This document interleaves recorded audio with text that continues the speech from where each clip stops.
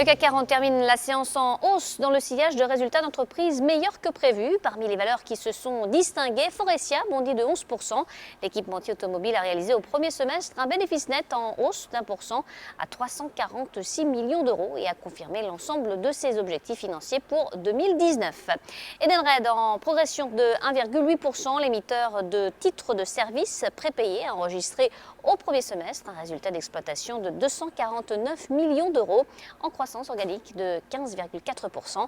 Le chiffre d'affaires est ressorti quant à lui à 777 millions d'euros en hausse de 14,6% sur une base comparable. Le groupe anticipe pour 2019 un bénéfice d'exploitation record.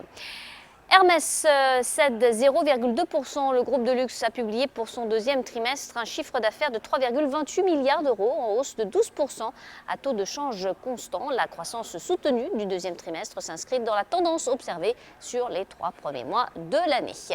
Getlink, de son côté, recule de 0,4%. L'exploitant du tunnel sous la Manche a enregistré pour son premier semestre un chiffre d'affaires en hausse de 2% à 523 millions d'euros. L'EBITDA a reculé de 2% à 255 millions d'euros. Le groupe vise pour 2019 un EBITDA de 560 millions d'euros contre 569 millions en 2018.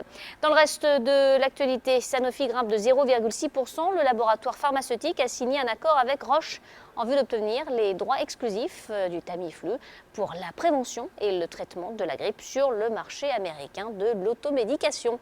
Enfin, Bourbon a demandé une suspension de sa cotation alors que certains créanciers de filiales du groupe ont adressé à ces dernières une demande de paiement de créances et ou d'indemnités contractuelles.